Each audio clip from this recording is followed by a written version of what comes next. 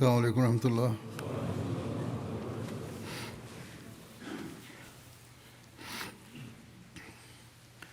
أشهد أن لا إله إلا الله وحده لا شريك له وأشهد أن محمدا عبده ورسوله أما بعد فأعوذ بالله من الشيطان الرجيم بسم الله الرحمن الرحيم الحمد لله رب العالمين الرحمن الرحيم مالك يوم الدين إياك نعبد وإياك نستعين اهدنا الصراط المستقيم صراط الذين أنعمت عليهم غير المغضوب عليهم ولا الضالين۔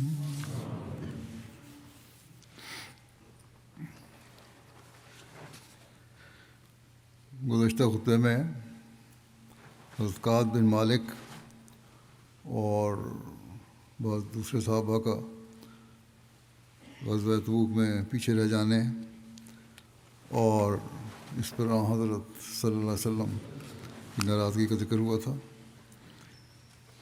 اس بارے میں حضرت مسلم موعود نے بھی ذکر فرمایا ہے اور اس حوالے سے جماعت کو نصیحت بھی کی ہے۔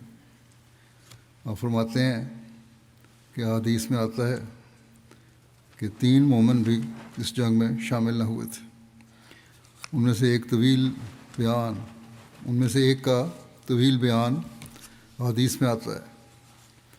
وہ فرماتے ہیں یعنی وہ صحابی کہ جب میں رسول اللہ صلی اللہ علیہ وسلم کی واپسی کے بعد آپ کے پاس پہنچا تو میں نے لوگوں سے دریافت کیا کہ سناؤ پیچھے رہنے والے اور بھی کوئی آئے ہیں یا نہیں، اور انہوں نے کیا کیا طریق معذرت کا اختیار کیا ہے اور ان سے کیا سلوک ہوا ہے۔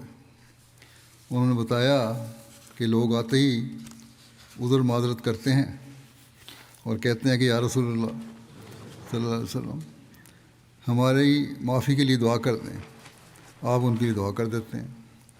وہ کہتے ہیں مجھے خیال آیا، یعنی یہ صحابی حضرت کعب، کہ میں بھی کوئی عذر کر دوں اور سرزنش سے چھوٹ جاؤں، مگر پھر مجھے خیال آ گیا اور میں نے صحابہ سے پوچھا کہ کون کون لوگ آ چکے ہیں۔ انہوں نے بس نام لیے تو سب منافق تھے، صرف 2 مومنوں کا نام انہوں نے لیا اور بتایا کہ انہوں نے کوئی عذر نہیں کیا بلکہ اپنی غلطی کا اقرار کیا۔ تب میں نے دل میں کہا کہ میں منافقوں کے ساتھ کیوں شامل ہوں، بہتر ہے کہ ایسے عذر پیش کرنے کی بجائے جو حقیقتاً عذر نہیں کہلا سکتے صاف کہہ دوں کہ غلطی ہو گئی، آپ جو چاہیں مجھ سے معاملہ کریں۔ چنانچہ یہ خیال آنے پر میں نے اقرار جرم کا فیصلہ کر لیا اور اس طرح اللہ تعالیٰ نے مجھے منافقوں کے ساتھ شامل ہونے سے بچا لیا۔ چنانچہ میں گیا اور رسول کریم صلی اللہ علیہ وسلم سے صاف طور پر کہہ دیا کہ میری سستی اور غفلت تھی کہ میں غزوے میں شامل نہ ہوا، ورنہ کوئی حقیقی عذر نہیں تھا۔ اس پر رسول کریم صلی اللہ علیہ وسلم نے فرمایا کہ جب تک اللہ تعالیٰ کا حکم تمہارے متعلق نہ آئے تم سے قطع تعلق کیا جائے گا۔ اس صحابی کا نام کعب بن مالک تھا۔ وہ بیان کرتے ہیں کہ ہمیں اس حکم سے سخت تکلیف پہنچی کیونکہ مدینے میں سب مسلمان ہی تھے اور جو منافق تھے ان میں سے بھی کسی کو جرأت نہ تھی کہ ان سے بات چیت کرے۔ یہ ذکر ساری بات ہی مختصر میں نے بیان کی ہے، اس تفصیل پچھلے خطبے میں بیان کر چکا ہوں۔ آپ نے خطبے میں یہ بیان فرمایا تھا اور پھر اس حوالے سے جیسا کہ میں نے کہا جماعت کو نصیحت بھی کی تھی۔ آپ فرماتے ہیں حضرت مسلم موعود کہ یہاں تو میں نے دیکھا ہے، یعنی قادیان میں 1936 کی بات ہے یہ، کہ جن لوگوں سے بات چیت سے منع ہے، یعنی سزا ملتی ہے جن کو، وہ محلوں میں احمدیوں کے مکانوں پر بھی چلے جاتے ہیں محلے والے معلوم نہیں سوئے رہتے ہیں کہ ان کو پتہ ہی نہیں لگتا۔ یہاں کے بعض احمدی سانپوں کو پالتے ہیں، مگر وہ یاد رکھیں کہ یہ سانپ نہ خدا کو ڈس سکتے ہیں، نہ اس کے رسول کو، اور نہ خلیفہ کو۔ یہ انہی کو ڈسیں گے جو ان کو پالتے ہیں۔ ہم تو اللہ تعالیٰ کے فضل سے محفوظ ہیں، کیونکہ جسے اللہ تعالیٰ اپنی حفاظت میں لے لے اسے کون ڈس سکتا ہے۔ یہ انہی کو ڈسیں گے جنہیں وہ ڈس سکتے ہیں، اور افسوس کہ وہ دیکھتے ہوئے ان سانپوں کی حرکات پر اغماض سے کام لیتے ہیں۔ اس زمانے میں بعض فتنے اٹھے تھے، اس کی وجہ سے آپ کو یہ کہنا پڑا تھا۔ غرض مدینہ میں آگے فرماتے ہیں کہ غرض مدینہ میں کوئی منافق بھی ان سے بات چیت نہ کر سکتا تھا۔ کعب بن مالک بیان کرتے ہیں کہ اس حکم کے چند دن کے بعد معلوم ہوا کہ رسول کریم صلی اللہ علیہ وسلم نے فرمایا کہ بیوی بچے بھی ان لوگوں سے جدا ہو جائیں۔ ہم تینوں میں سے ایک صحابی بوڑھے تھے، ان کی بیوی رسول کریم صلی اللہ علیہ وسلم کے پاس گئی اور عرض کیا کہ یا رسول اللہ صلی اللہ علیہ وسلم، میرا خامن تو پہلے ہی مر چکا ہے، نہ کھانا کھاتا ہے نہ سوتا ہے، پھر وجہ ضعیف العمر ہونے کے ہر وقت مدد کا محتاج ہے۔ میاں بیوی کے تعلقات کے قابل تو وہ پہلے ہی نہ تھا، اور اگر آپ اجازت دیں تو میں کھانے پینے میں اس کی مدد کر دوں۔ آپ نے فرمایا اچھا، اتنی اجازت ہے۔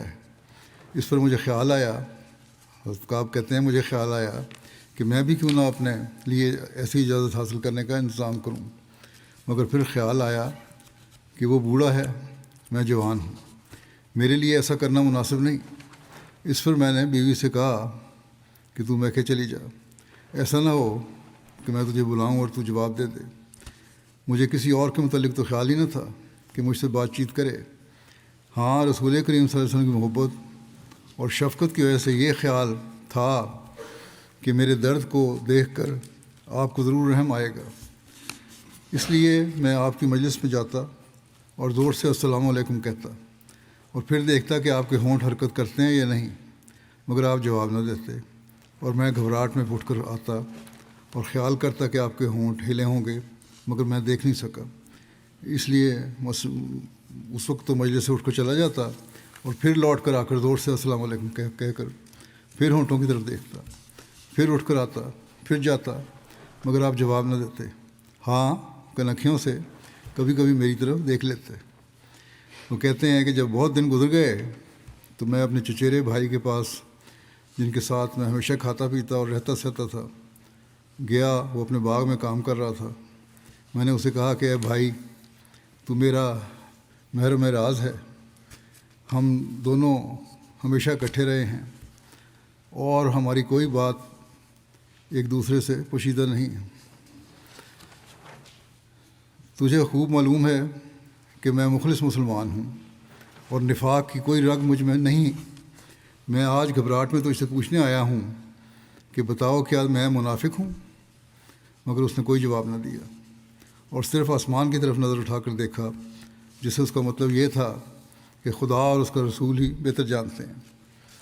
وہ کہتے ہیں کہ جب ایسے بھائی نے، جو میرا محرم راز تھا، مجھے یہ جواب دیا تو میں نے محسوس کیا کہ زمین مجھ پر تنگ ہو گئی ہے، اور میں گھبرا کر باغ کی دیوار پھلانگ کر باہر آ گیا اور دیوانہ وار شہر کی طرف چل پڑا۔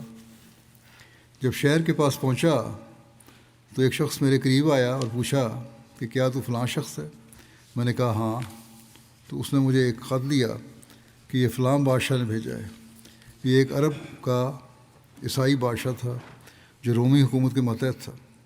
میں نے کھول کر پڑھا تو اس میں لکھا تھا کہ ہم جانتے ہیں کہ تم عرب کے رئیس ہو اور تمہیں محمد صلی اللہ علیہ وسلم نے ذلیل کیا ہے، حالانکہ تمہاری قدر کرنی چاہیے تھی۔ اگر تم میرے پاس آ جاؤ تو میں تمہارے شایان شان تم سے سلوک کروں گا۔ مالک کہتے ہیں کہ میرے بھائی نے مجھے جو جواب دیا تھا، یعنی کہ جو چچا داد بھائی کے باغ میں جب گئے تھے، تو میرا دل الٹ رہا تھا اس سے، اس وقت بھی بے چینی تھی۔ وہ خط دیکھ کر مجھ پر سختہ کی حالت طاری ہو گئی، اور میں نے سوچا کہ یہ شیطان کا آخری حملہ ہے، ایسا نہ ہو کہ میرے قدم لڑکھڑا جائے۔ اور میں نے اس قاصد سے کہا کہ میرے پیچھے آؤ۔ ایک جگہ ایک آدمی بھٹی جلا رہا تھا، میں نے اس خط کو پردے کر کے اس میں ڈال دیا آگ میں، اور اس سے کہا کہ اپنے بادشاہ سے کہہ دینا کہ اس کا جواب یہ ہے۔ یہ ان کی ابتلا اور مصیبت کی آخری گھڑیاں تھیں۔ آخر اللہ تعالیٰ نے رحم کیا اور رسول کریم صلی اللہ علیہ وسلم کو فرمایا کہ ان کی غلطی معاف کر دی جائے۔ مسلم ماؤد ایک جگہ اور فرماتے ہیں کہ کعب بن مالک کا واقعہ کیسا سبق آموز ہے۔ وہ تمام غزوات میں حضرت صلی اللہ علیہ وسلم کے ساتھ رہے، مکہ کی فتح میں بھی ساتھ تھے، مگر غزوہ تبوک میں سستی سے پیچھے رہ گئے۔ نبی کریم صلی اللہ علیہ وسلم نے انہیں ایسی سخت سزا دی کہ ان کے سلام کا جواب تک نہ دیتے تھے۔ تمام مسلمانوں کو کلام کرنے سے روک دیا، حتیٰ کہ بیوی کو بھی الگ کر دیا۔ اسی حالت میں غسان کے بادشاہ کے ایلچیوں کے پاس خط لایا جس میں لکھا تھا کہ تیرے صاحب نے تیری قدر نہیں کی، تو میرے پاس آ جا۔ انہوں نے یہ کہہ کر کہ یہ شیطان کا آخری حملہ ہے، خط کو تنور میں ڈال دیا اور ایلچی کو کہا کہ اپنے بادشاہ کو یہ پیغام پہنچا دینا۔ مگر فرماتے ہیں مسلموں کہ آج کل کے لوگ ہیں، جماعت میں اس کو حالت تھی اس وقت کہ اگر کچھ پاس پرس کی جائے، جواب طلبی کی جائے، تو وہ کہتے ہیں کہ ہماری خدمات کا لحاظ نہیں رکھا، ہماری قدر نہیں کی گئی۔ یاد رکھنا چاہیے کہ انتظام الگ چیز ہے اور کام کرنا الگ چیز، اور انتظام قائم رکھنے کے لیے جو غلطی کرتا ہے اس سے پوچھا جاتا ہے، خواہ وہ کوئی ہو۔ بس خدا کے حکم کے متحد دین کے لیے ایسی کوششیں کرو کہ شیطان کو بھگا دو، مگر اس لیے ہرگز نہ کرو کہ وہ تمہاری تعریف کی جائے، اور کام کر کے یہ مت خیال کرو کہ ہماری غلطیوں پر ہم سے باز پرس نہ کی جائے گی۔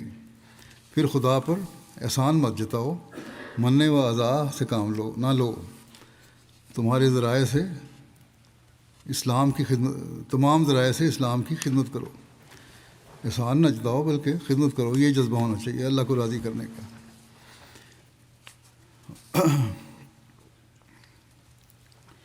یہ شروع خلافت کے خطبات میں سے یہ اقتباس تھا، وہ 1936 کا تھا پہلا۔ غزوہ تبوک کا سفر ایسا پرحکمت اور بابرکت سفر ثابت ہوا کہ سارے خطۂ عرب میں مسلمانوں کی دھاک بیٹھ گئی، اور تھوڑی ہی دیر میں سارے عرب پر اسلام کا جھنڈا لہرانے لگا۔ اس بارے میں بھی حضرت مسلم موعود نے بیان فرمایا ہے، فرماتے ہیں کہ تبوک سے واپسی کے بعد طائف کے لوگوں نے بھی آ کر اطاعت قبول کر لی۔ پہلے وہ لڑائی کر رہے تھے، پھر انہوں نے اطاعت قبول کر لی، اور اس کے بعد عرب کے متفرق قبائل نے باری باری آ کر اسلامی حکومت میں داخلے کی اجازت چاہی، اور تھوڑے ہی عرصے میں سارے عرب پر اسلامی جھنڈا لہرانے لگا۔ واپسی کے بعد ایک سریہ بھی ہوا تھا، جسے سریہ حضرت خالد بن ولید کہا جاتا ہے، جو نجران میں بنو عبد المدان، جو بنو حارث بن کعب میں سے تھے، ان کی طرف تھا۔ عبد المدان جس کی طرف قبیلے کی نسبت کی گئی ہے، بنو حارث کا جد امجد تھا، اور اس کا نام عمر بن یزید تھا۔ ابن سعد کی روایت ہے کہ روایت کے مطابق یہ سریہ ربیع الاول 10 ہجری کو پیش آیا، جبکہ ابن حشام کے مطابق یہ سریہ ربیع الاخر یا جمادی الاول 10 ہجری کو ہوا۔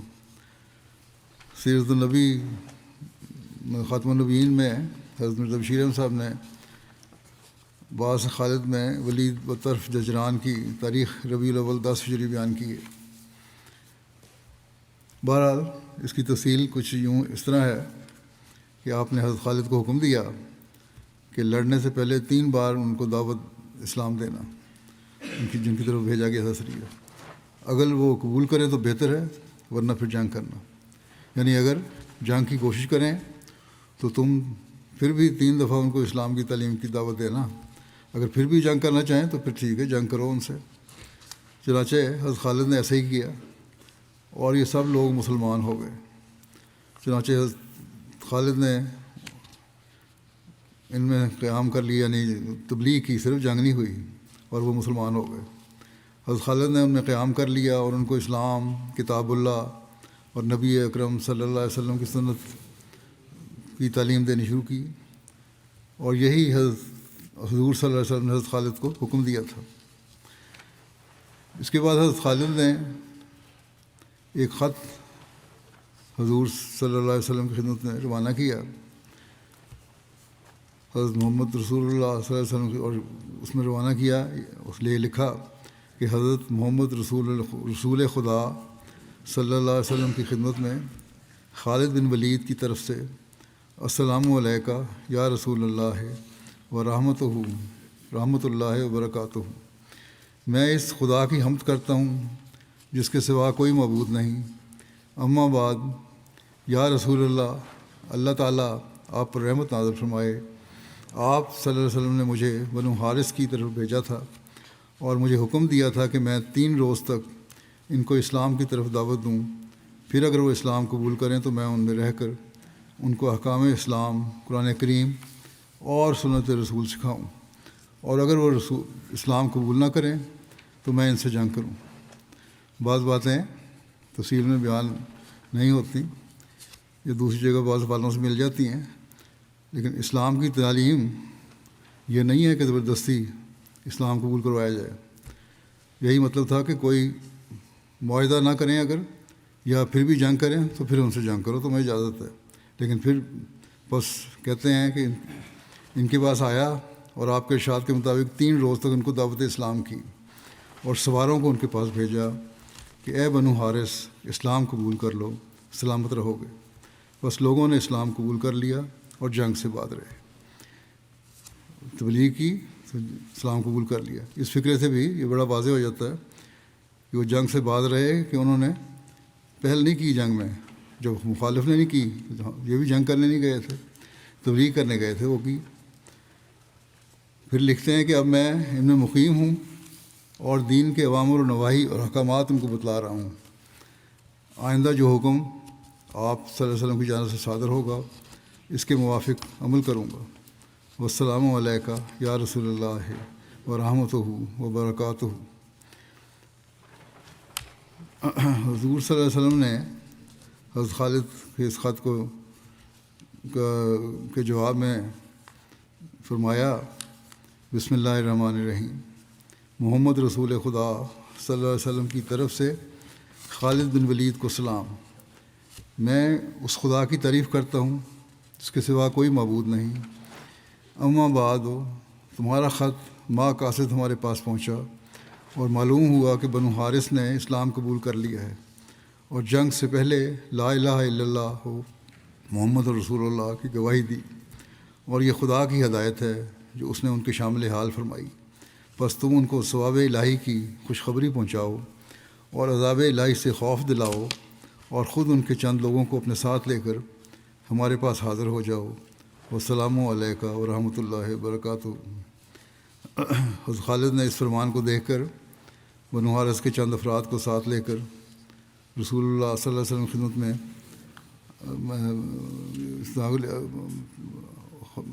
چند افراد کو لے کر حضور صلی اللہ علیہ وسلم کی خدمت میں حاضر ہوئے۔ ان کے نام یہ ہیں جن کو لے کر آئے تھے: قیس بن حسین، یزید بن عبد المدان، یزید بن معجل، عبداللہ بن قراد، شداد بن عبداللہ، عمر بن عبداللہ۔ جب یہ لوگ رسول اللہ صلی اللہ علیہ وسلم کی خدمت میں حاضر ہوئے، آپ نے ان کو دیکھ کر فرمایا، یہ کون لوگ ہیں؟ ایسا معلوم ہوتا ہے کہ یہ لوگ ہندی ہیں۔ عرض کیا گیا کہ یہ یا رسول اللہ صلی اللہ علیہ وسلم، یہ لوگ بنو حارث میں ہیں۔ ان لوگوں نے رسول اللہ صلی اللہ علیہ وسلم کو سلام کیا اور کہا، ہم گواہی دیتے ہیں کہ آپ اللہ کے رسول ہیں اور اللہ کے سوا کوئی معبود نہیں ہے۔ رسول اللہ صلی اللہ علیہ وسلم نے فرمایا، میں بھی گواہی دیتا ہوں کہ اللہ کے سوا کوئی معبود نہیں اور بے شک میں اس کا رسول ہوں۔ پھر رسول اللہ صلی اللہ علیہ وسلم نے فرمایا کہ تم وہی لوگ ہو کہ جب کبھی اپنے دشمن سے لڑتے ہو تو اس کو بھگا دیتے ہو۔ لوگ خاموش رہے، ان میں سے کوئی بھی آگے نہ بڑھا، کسی نے بولا نہیں۔ رسول اللہ صلی اللہ علیہ وسلم نے اسے دوسری مرتبہ دہرایا، پھر بھی یہ لوگ خاموش رہے، ان میں سے کوئی بھی آگے نہیں بڑھا، کسی نے جواب نہیں دیا۔ رسول اللہ صلی اللہ علیہ وسلم نے اسے تیسری مرتبہ بھی دہرایا، ان میں سے کوئی بھی آگے نہیں بڑھا، یہاں تک کہ حضور صلی اللہ علیہ وسلم نے چوتھی مرتبہ پھر دہرایا کہ جب کبھی دشمن سے لڑتے ہو تو اسے بھگا دیتے ہو۔ یعنی یہ تم لوگوں میں تھا کہ بڑے طاقتور سمجھتے تھے اپنے آپ کو۔ اس وقت یزید بن عبد المدان نے عرض کیا، یا رسول اللہ صلی اللہ علیہ وسلم، ہاں ہم وہی لوگ ہیں کہ جب کسی سے لڑتے ہیں اس کو بھگا دیتے ہیں. اور 4 دفعہ اس نے بھی یہی عرض کیا کہ ہم بڑے جنگجو اور بہادر لوگ تھے، لیکن یہاں یہ الٹ بات ہو گئی ہے. رسول اللہ صلی اللہ علیہ وسلم نے فرمایا اگر خالد مجھ کو نہ لکھتے کہ تم لوگوں نے اسلام قبول کر لیا ہے تو میں تمہارے سروں کو تمہارے پیروں تلے ڈلوا دیتا. یزید بن عبد المدان نے عرض کیا کہ ہم آپ کے یا خالد کے شکر گزار نہیں ہیں.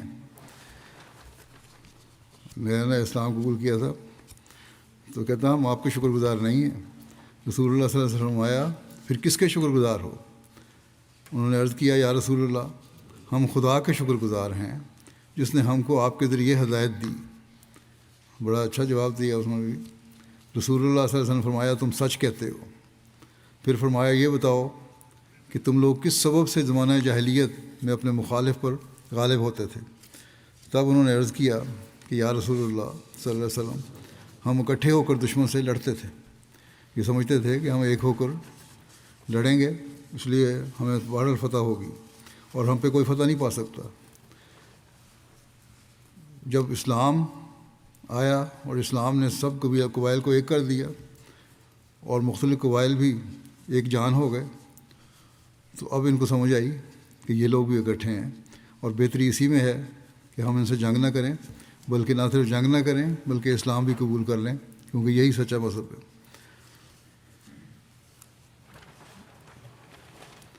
حضور صلی اللہ علیہ وسلم نے قیس بن حسین کو بنو حارث کا امیر مقرر فرمایا اور شوال کے آخر یا ذوالقعدہ کے شروع میں ان لوگوں کو رخصت فرمایا. لوگوں کے اپنے قوم میں پہنچنے کے 4 مہینے بعد رسول اللہ صلی اللہ علیہ وسلم کا انتقال ہو گیا. حضرت صلی اللہ علیہ وسلم کا آخری غزوہ تبوک تھا اور آخری لشکر یا سریہ جس کو آپ صلی اللہ علیہ وسلم نے بھیجا وہ لشکر اسامہ تھا. لشکر اسامہ کی تفصیل ان کے ذکر میں اور حضرت ابوبکر رضی اللہ عنہ کے ذکر میں پہلے بیان ہو چکی ہے. تاہم مختصراً کچھ پس منظر کے ساتھ یہاں بیان کر دیتا ہوں.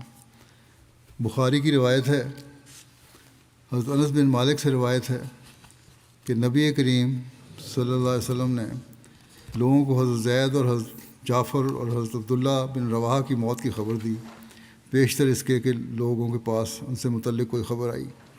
آپ نے فرمایا زید نے جھنڈا لیا، اس سے پہلے اسامہ کے لشکر سے پہلے ایک لشکر گیا تھا، جھنڈا لیا اور وہ شہید ہوئے. پھر جعفر نے پکڑا اور وہ بھی شہید ہو گئے. پھر ابن رواحہ نے جھنڈے کو پکڑا اور وہ بھی شہید ہو گئے اور آپ کی آنکھیں آنسو بہا رہی تھیں. آخر اللہ کی تلواروں میں سے ایک تلوار خالد بن ولید نے جھنڈا لیا یہاں تک کہ اللہ نے اسے ان مخالفین پر فتح دی. حجۃ الوداع سے واپسی پر نبی کریم صلی اللہ علیہ وسلم جب مدینہ منورہ واپس پہنچے اس وقت جنوب کی طرف سے اہل مدینہ کو کسی دشمن کا خطرہ باقی نہیں رہا تھا، لیکن شمال سے اہل روم کی طرف سے اب بھی خطرہ باقی تھا کیونکہ ان عیسائیوں کو ابھی تک اپنی قوت اور بڑا ناز تھا، اس لیے کسی وقت بھی ان کی طرف سے حملہ ہو سکتا تھا. اور ویسے بھی جنگ موتا کے شہداء کا قصاص بھی باقی تھا کیونکہ اس جنگ میں حضرت خالد بن ولید کی مہارت کی بنا پر مسلمانوں کا لشکر واپس مدینہ آنے میں کامیاب ہوا تھا. حج سے فراغت کے بعد آپ صلی اللہ علیہ وسلم کو مدینہ تشریف لائے ہوئے زیادہ دن نہیں گزرے تھے کہ چند دن بعد حضرت اسامہ بن زید کی قیادت میں ایک لشکر کو شام پر حملہ کرنے کا حکم دیا. لشکر اسامہ کی تیاری رسول اللہ صلی اللہ علیہ وسلم کی وفات سے 2 روز قبل بروز ہفتہ مکمل ہوئی اور اس کا آغاز آپ کی بیماری سے قبل ہو چکا تھا. آپ نے ماہ سفر کے آخر میں رومیوں سے جنگ کی تیاری کا حکم دیا. حضرت اسامہ کو بلایا اور فرمایا اپنے والد کی شہادت گاہ کی طرف روانہ ہو جاؤ. حضرت زید کو جہاں شہید کیا گیا تھا ان سے پہلی جنگ میں آپ نے فرمایا کہ وہاں جاؤ اور انہیں گھوڑوں یعنی دشمنوں کو گھوڑوں سے رونڈ ڈالو، میں نے تم کو اس لشکر کا امیر مقرر کیا ہے. ایک اور روایت میں آتا ہے کہ نبی کریم صلی اللہ علیہ وسلم نے فرمایا بلقاء اور داروم کو گھوڑوں کے ذریعے رونڈ ڈالو بلقاء ملک شام میں واقع ایک علاقہ ہے جو دمشق اور وادی القرا کے درمیان ہے۔ دارون مصر جاتے ہوئے فلسطین میں غزہ کے بعد ایک مقام ہے۔ اور ملک شام کے لیے روانگی کا ارشاد کرتے ہوئے فرمایا، پھر صبح ہوتے ہی اہل ابنا پر حملہ کرو۔ ابنا ملک شام میں بلقاء کی جانب ایک جگہ کا نام ہے۔ اور فرمایا کہ تیزی کے ساتھ سفر کرو تا ان تک اطلاع پہنچنے سے پہلے پہنچ جاؤ۔ بس اگر اللہ تعالیٰ تمہیں کامیابی عطا کرے تو وہاں قیام مختصر رکھنا اور اپنے ساتھ راستہ دکھانے والے لے جانا، اور مخبروں اور جاسوسوں کو اپنے آگے روانہ کر دو۔ نبی کریم صلی اللہ علیہ وسلم نے حضرت اسامہ کے لیے اپنے ہاتھ سے ایک جھنڈا باندھا، پھر کہا، اللہ کے نام کے ساتھ اس کی راہ میں جہاد کرو اور اس سے جنگ کرو جس نے اللہ کا انکار کیا، اور دھوکہ نہ دو، بچوں اور عورتوں کو قتل نہ کرو، اور دشمن سے مقابلہ کی تمنا نہ کرو۔ یہ فقرہ بھی دشمن کے خطرے کے مقابلے کی طرف اشارہ کرتا ہے کہ دشمن اگر حملہ کرے تو کرنا ہے، لیکن تم نے مقابلے کی تمنا نہیں کرنی دشمن سے۔ بس فرمایا کہ بے شک تمہیں معلوم نہیں، شاید تم اس کی وجہ سے آزمائے جاؤ، لیکن تم یہ کہو کہ اے اللہ تو ہمیں ان کے مقابلے میں کافی ہو جیسا تو چاہے، اور ان کی جنگ کو ہم سے دور کر دے۔ یہ دعا بھی سکھائی کہ جنگ ضروری نہیں ہے، جنگ ٹل سکتی ہے تو ٹالو۔ بس اگر ان کی تمہارے ساتھ مٹ بھیڑ ہو جائے، لیکن پھر بھی اگر جنگ ہو جائے اور وہ اکٹھے ہو کر شور کریں تو تمہارے اوپر وقار اور خاموشی لازم ہے، پھر خاموشی سے اور وقار سے جنگ کرو، اور تم آپس میں نہ جھگڑو ورنہ تم بزدل ہو جاؤ گے اور تمہارا روب و دبدبہ جاتا رہے گا۔ اکائی پیدا کرو اپنے اندر، اور تم کہو اے اللہ ہم تیرے بندے ہیں اور وہ بھی تیرے بندے ہیں، ہماری پیشانیاں اور ان کی پیشانیاں تیرے قبضہ قدرت میں ہیں، اور تو ہی ان سے کافی ہو سکتا ہے، اور تم جان لو کہ جنت تلواروں کے سائے کے نیچے۔ حضرت اسامہ حضرت صلی اللہ علیہ وسلم کے ہاتھ سے بندھا ہوا جھنڈا لے کر نکلے اور اس سے حضرت بریدہ بن حصیب کے سپرد کیا، اور جرف مقام پر لشکر کو جمع کیا۔ جرف مدینہ سے 3 میل شمال کی جانب ایک جگہ ہے۔ مہاجرین اور انصار کے معززین میں سے کوئی ایسا شخص بھی باقی نہ بچا مگر اس کو اس جنگ کے لیے بلا لیا گیا۔ ان میں حضرت ابوبکر، حضرت عمر، حضرت ابو عبیدہ بن جراح، حضرت سعد بن ابی وقاص، حضرت سعید بن زید، حضرت قتادہ بن نعمان، حضرت سلمہ بن اسلم شامل تھے۔ سب کو حضرت اسامہ کے متحد کیا۔ کچھ لوگوں نے باتیں شروع کر دیں اور کہا کہ یہ لڑکا اولین مہاجرین پر امیر بنایا جا رہا ہے، اتنے بڑے بڑے صحابہ ہیں، ان کو لڑکے کو امیر بنا دیا۔ اس بات پر رسول اللہ صلی اللہ علیہ وسلم سخت ناراض ہوئے۔ اب تک بات پہنچی، آپ نے اپنے سر کو ایک رومال سے باندھا ہوا تھا اور آپ ایک چادر اوڑھے ہوئے تھے۔ آپ ممبر پر چڑھے اور اللہ کی حمد و ثنا بیان کی، پھر فرمایا، اے لوگو، تم میں سے بعض کی گفتگو اسامہ کو امیر بنانے کے متعلق مجھے پہنچی ہے۔ اگر میرے اسامہ کو امیر بنانے پر تم نے اعتراض کیا ہے تو اس سے پہلے اس کے باپ کو میرے امیر مقرر کرنے پر بھی تم اعتراض کر چکے ہو۔ خدا کی قسم وہ بھی امارت کے لائق تھا، اور اس کے بعد اس کا بیٹا بھی امارت کے لائق ہے۔ وہ ان لوگوں میں سے تھا جو مجھے سب سے زیادہ محبوب تھے، اور یقیناً یہ دونوں ایسے ہیں کہ ان کے بارے میں ہر قسم کی نیکی اور بھلائی کا خیال کیا جا سکتا ہے۔ بس اس یعنی اسامہ کے لیے خیر کی نصیحت پکڑو، کیونکہ یہ تم سے بہترین لوگوں میں سے ہے، تم میں سے بہترین لوگوں میں سے ہے۔ وہ مسلمان جو اسامہ کے ساتھ روانہ ہو رہے تھے، وہ رسول اللہ صلی اللہ علیہ وسلم کو الوداع کر کے جرف کے مقام پر لشکر میں شامل ہونے کے لیے چلے جاتے۔ رسول اللہ صلی اللہ علیہ وسلم کی بیماری بڑھ گئی، لیکن آپ تاکید فرماتے رہے کہ لشکر اسامہ کو بھجواؤ، یہ بہرحال جائے گا۔ اتوار کے دن رسول اللہ صلی اللہ علیہ وسلم کا درد اور زیادہ ہو گیا۔ حضرت اسامہ لشکر میں سے واپس آئے تو آپ بے ہوشی کی حالت میں تھے۔ جب زیادہ بڑھ گیا، آپ کو اطلاع پڑی تو واپس آ گئے۔ اس روز لوگوں نے آپ کو دعا پلائی تھی، یعنی آن وسلم کو دعا پلائی تھی۔ حضرت اسامہ نے سر جھکا کر رسول اللہ صلی اللہ علیہ وسلم کو بوسہ دیا۔ آپ بول نہیں سکتے تھے، لیکن آپ اپنے دونوں ہاتھ آسمان کی طرف اٹھاتے اور حضرت اسامہ کے سر پر رکھ دیتے تھے۔ حضرت اسامہ کہتے ہیں کہ میں نے سمجھ لیا کہ آپ میرے لیے دعا کر رہے ہیں۔ حضرت اسامہ لشکر کی طرف واپس آ گئے۔ حضرت اسامہ سوموار کو دوبارہ رسول اللہ کریم صلی اللہ علیہ وسلم کے پاس آئے تو آپ کو افاقہ ہو گیا تھا۔ آپ نے اسامہ سے فرمایا کہ اللہ تعالیٰ کی برکت سے روانہ ہو جاؤ۔ حضرت اسامہ حضرت صلی اللہ علیہ وسلم سے رخصت ہو کر اپنے لشکر کی طرف روانہ ہوئے اور لوگوں کو چلنے کا حکم دیا۔ آپ نے ابھی کوچ کا ارادہ ہی کیا تھا کہ ان کی والدہ نے، حضرت اسامہ کی والدہ نے حضرت ام ایمن کی طرف سے ایک شخص پیغام لے کر آیا کہ حضرت صلی اللہ علیہ وسلم کا آخری وقت دکھائی دے رہا ہے۔ اس پر حضرت اسامہ رسول اللہ صلی اللہ علیہ وسلم کے پاس حاضر ہوئے اور حضرت عمر اور حضرت ابو عبیدہ بھی ان کے ساتھ تھے اور آپ پر نزع کی حالت تھی۔ کچھ ہی دیر بعد آپ نے وفات پائی، جس کی وجہ سے مسلمانوں کا لشکر جرف مقام سے مدینہ واپس آ گیا اور حضرت بریدہ بن حصیب حضرت اسامہ کا جھنڈا لے کر آئے اور رسول اللہ صلی اللہ علیہ وسلم کے دروازے پر گاڑ دیا۔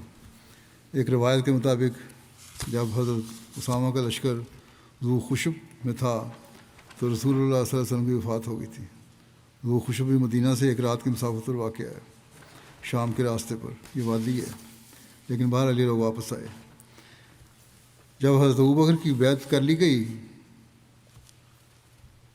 آپ صلی اللہ علیہ وسلم کے وصال کے بعد، تو حضرت ابوبکر نے حضرت بریدہ بن حصیب کو حکم دیا کہ جھنڈا لے کر اسامہ کے گھر جاؤ کہ وہ اپنے مقصد کے لیے روانہ ہوں۔ حضرت بریدہ جھنڈے کو لشکر کی پہلی جگہ پر لے آئے۔ یہ اس لشکر کی تعداد 3000 بیان کی جاتی ہے، جس میں سے 1000 گھوڑ سوار تھے، اور ایک دوسری روایت کے مطابق حضرت اسامہ بن زید کو 700 آدمیوں کے ساتھ شام کی طرف بھیجا گیا تھا۔ ایک روایت میں آتا ہے کہ رسول اللہ صلی اللہ علیہ وسلم کی وفات کے دوسرے روز حضرت ابوبکر نے منادی کرا دی کہ اسامہ کی مہم پایہ تکمیل کو پہنچے گی۔ اسامہ کے لشکر میں سے کوئی شخص بھی مدینہ میں باقی نہ رہے مگر یہ کہ وہ سب جرف میں ان کے لشکر سے جا ملیں۔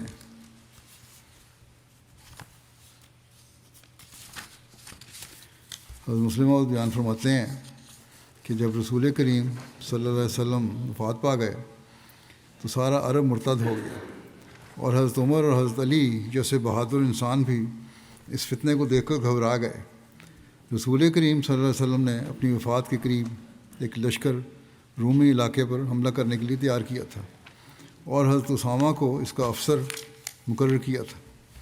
یہ لشکر ابھی روانہ نہیں ہوا تھا کہ رسول کریم صلی اللہ علیہ وسلم وفات پا گئے، اور آپ کی وفات پر جب عرب مرتد ہو گیا تو صحابہ نے سوچا کہ اگر ایسی بغاوت کے اسامہ کا لشکر بھی رومی علاقے پر حملہ کرنے کے لیے بھیج دیا گیا تو پیچھے صرف بوڑھے مرد اور بچے اور عورتیں رہ جائیں گی مدینے میں، اور مدینے کی حفاظت کا کوئی سامان نہیں رہے گا۔ چنانچہ انہوں نے تجویز کی کہ اکابر صحابہ کا یہ وفد حضرت ابوبکر رضی اللہ عنہ کی خدمت میں جائے اور ان سے درخواست کرے کہ وہ اس لشکر کو بغاوت کے فروغ ہونے تک روک لیں۔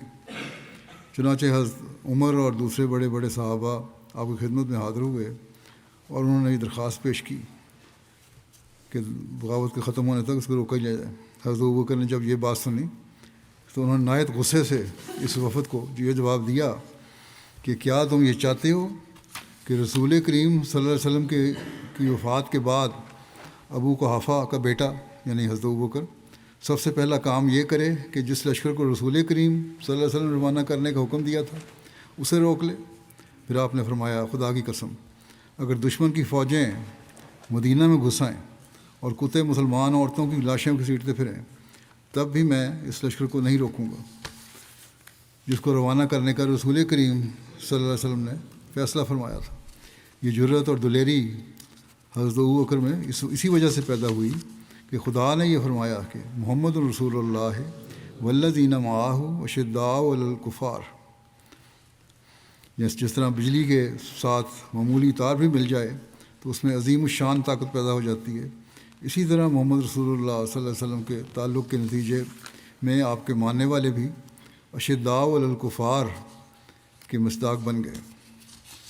حضرت مسیح موعود علیہ الصلوۃ والسلام جیش اسامہ کی روانگی کی بابت اپنی تصنیف تصنیف لطیف سر الخلافہ میں بیان فرماتے ہیں کہ ابن اسیر نے اپنی تاریخ میں لکھا ہے کہ جب رسول اللہ صلی اللہ علیہ وسلم کا وصال ہوا اور آپ کی وفات کی خبر مکہ اور وہاں کے گورنر عتاب بن اسید کو پہنچی تو عتاب چھپ گیا اور مکہ لرز اٹھا اور قریب تھا کہ اس کے باشندے مرتد ہو جاتے، اور مزید لکھا ہے کہ عرب مرتد ہو گئے، ہر قبیلے میں سے عوام یا خواص اور نفاق، عوام یا خواص جسے وہ مرتد ہو گئے، نفاق ظاہر ہو گیا، اور یہودیوں اور عیسائیوں نے اپنی اپنی گردنیں اٹھا اٹھا کر دیکھنا شروع کر دیا، یعنی دیکھ رہے تھے اب کمزور ہو گئے مسلمان، اب حملہ کر سکتے ہیں، اور مسلمانوں کو اپنے نبی کی وفات کی وجہ سے نیز اپنی قلت اور دشمنوں کی کثرت کے باعث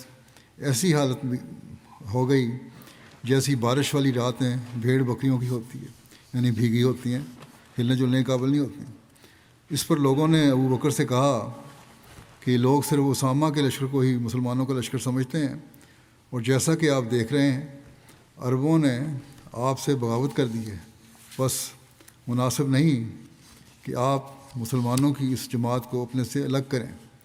اس پر حضرت ابوبکر نے فرمایا، اس ذات کی قسم جس کے قبضہ قدرت میں میری جان ہے، اگر مجھے اس بات کا یقین بھی ہو جائے کہ درندے مجھے اچک لیں گے، تب بھی میں رسول اللہ صلی اللہ علیہ وسلم کے حکم کے مطابق اسامہ کے لشکر کو ضرور بھیجوں گا۔ جو فیصلہ رسول اللہ صلی اللہ علیہ وسلم نے فرمایا ہے میں اسے منسوخ نہیں کر سکتا۔ الغرض آپ نے آن رسول اللہ کے حکم کو کما حقہ قائم رکھا اور نافذ فرمایا، اور جو صحابہ حضرت اسامہ کے لشکر میں شامل تھے انہیں واپس لشکر میں شامل ہونے کا ارشاد فرمایا۔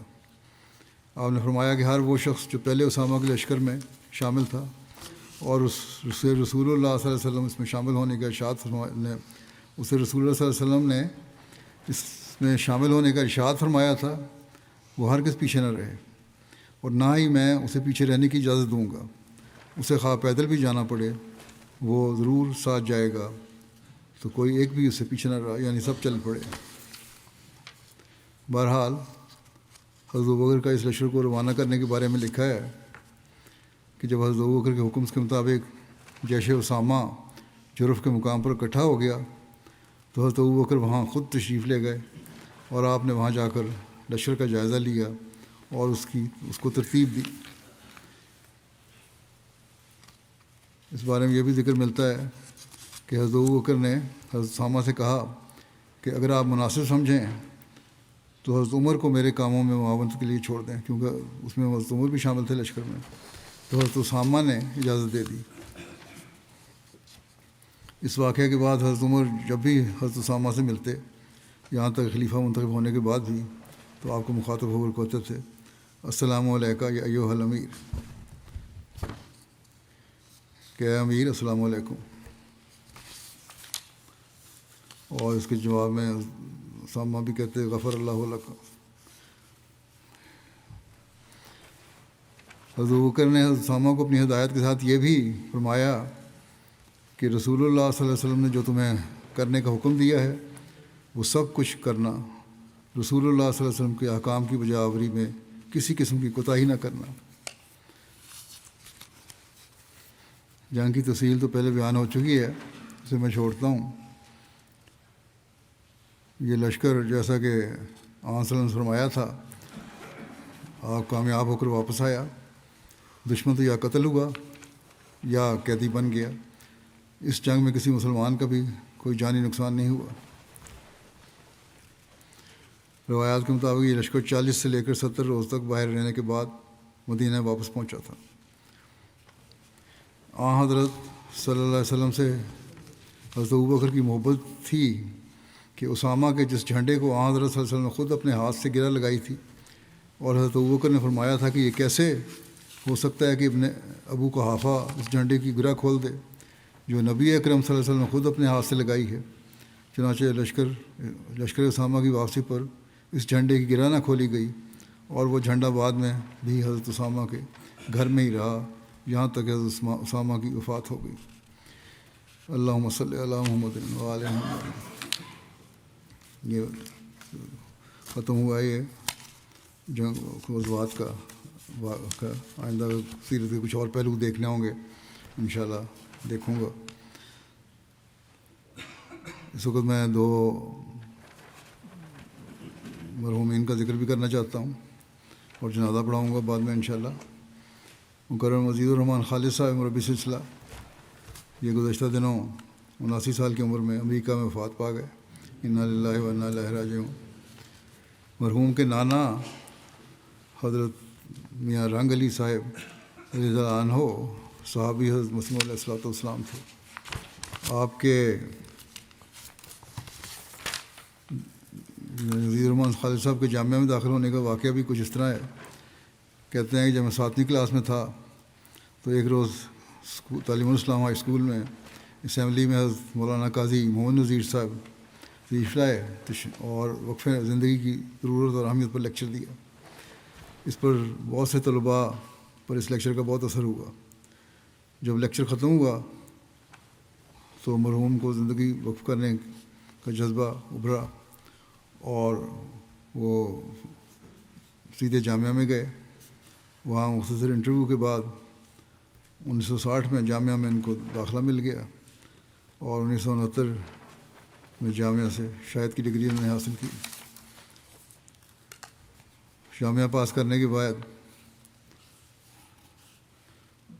اس دوران جامعہ میں 9 سال کا عرصہ اس لیے بھی لگا کہ ان کا ایک ایکسیڈنٹ ہو گیا ٹرین کا، جس کی وجہ سے بڑی چوٹیں آئی تھیں. 2 سال ضائع ہوئے لیکن بہرحال انہوں نے ہمت نہیں ہاری اور زندگی بھی بچ گئی. اور یہ کہا کرتے تھے اس لیے حضرت مسیح ثالث رحمۃ اللہ کی دعاؤں سے میری زندگی بچی ہے.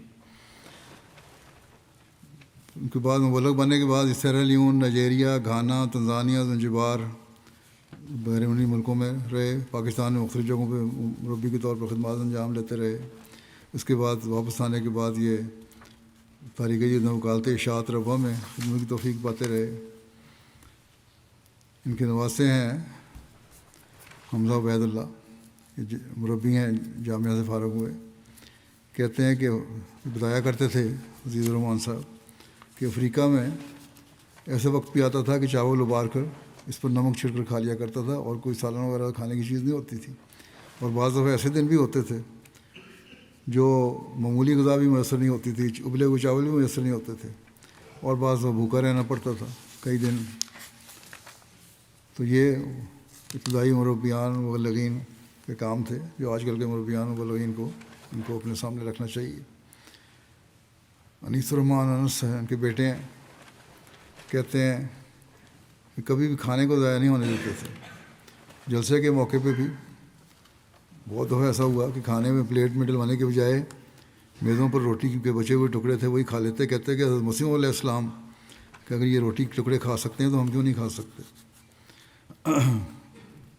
جوانی سے ہی تہجد گزار تھے، خوش اخلاق، ملنسار، ہمدرد، نیک، محنتی اور باوفا انسان تھے. خلافت سے گہرا عقیدت کا تعلق تھا. مرحوم موسی بھی تھے.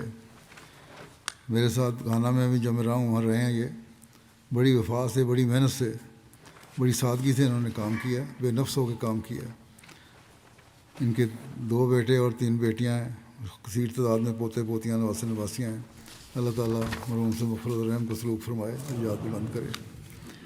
دوسرا ذکر ہے مکرم ایدی حمایدی صاحب، انڈونیشیا کے ہیں. یہ 22 نومبر کو عمرہ کی سعادت کے بعد اچانک بیمار ہو گئے اور پھر اسی بیماری سے 77 سال کی عمر میں مدینہ منورہ میں وفات پا گئے. انا للہ و انا الیہ راجعون. ان کے خاندان میں احمدیت 1930 کی دہائی میں آئی جب ان کے ماموں محمد رؤوف صاحب نے حضرت مولانا رحمت علی صاحب رضی اللہ عنہ کے ذریعے بیعت کی. اس کے بعد ان کے نانا اور والدہ نے بھی بیعت کر لی. ان کے داماد بسوکی احمد صاحب مربی سلسلہ ہیں. کہتے ہیں دن رات ان کو تبلیغ کا شوق تھا اور یہی آرزو رکھتے تھے تبلیغ کی راہ میں جان دوں. اور کہتے ہیں جب بھی ہماری ملاقات ہوتی تو ہمیشہ تبلیغ ہی آپ کا موضوع ہوتا اور تبلیغ کا انداز بھی بہت سے مبلغین کے لیے باعث تحریک ہوتا.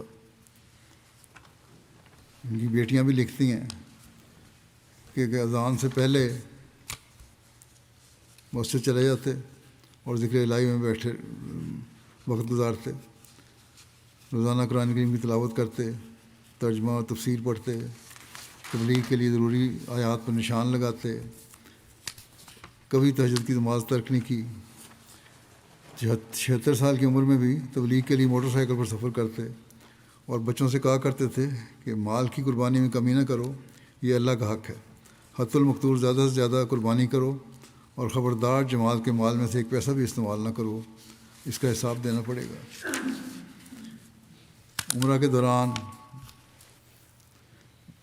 ان کی جو لیڈر تھے انہوں نے لکھا ہے، گروپ لیڈر، کہ عمرے کے دوران سارا وقت یہی کہتے تھے کہ یہاں سے واپس جا کر میں تبلیغ کروں گا اور لوگوں کو بتاؤں گا کہ جماعت احمدیہ کے افراد مکے میں حج کی عبادت کرتے ہیں۔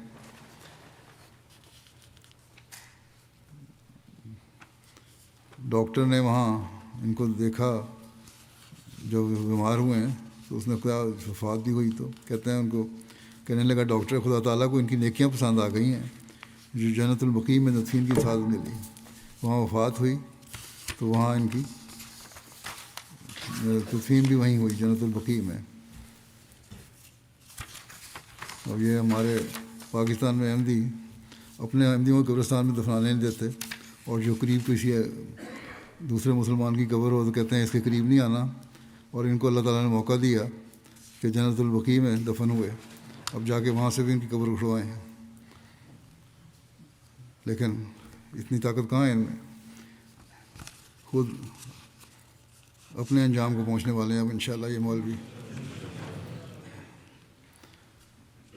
سیکرٹری تبلیغ انڈونیشیا گناون وردی صاحب کہتے ہیں ایک کامیاب اور نہایت پرجوش دائی تھے جنہوں نے حقیقتاً اس نعرے کو اپنی زندگی کا حصہ بنایا کہ کوئی دن تبلیغ کے بغیر نہ گزرے۔ ایک پرانی موٹر سائیکل تھی ان کے پاس، اسی پر بیٹھ کر دور دراز دیہاتوں میں سفر کرتے، اور جو جماعتوں کے لیے ایسے علاقے جہاں مخالفت تھی وہاں بھی جاتے، اور سینکڑوں افراد کو تبلیغ کے نتیجہ میں انہوں سے بیعتیں بھی کروائیں۔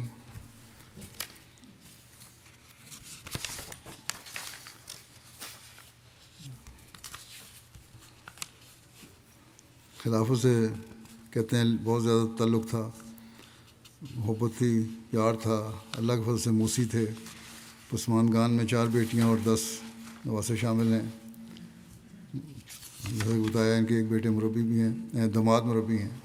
اللہ تعالیٰ مغفرت اور رحمت کا سلوک فرمائے، درجات بلند کرے۔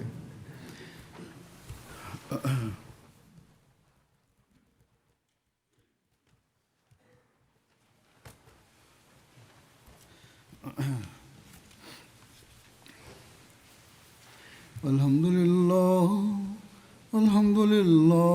نحمده ونستعینه ونستغفره ونؤمن به ونتوکل علیہ ونعوذ باللہ من شرور انفسنا ومن سیئات اعمالنا من يهده الله فلا مضل له ومن يضلل فلا هادي له ونشهد أن لا إله إلا الله ونشهد أن محمدا عبده ورسوله عباد الله رحمكم الله إن الله يأمر بالعدل والإحسان وإيتاء ذي القربى وينهى عن الفحشاء والمنكر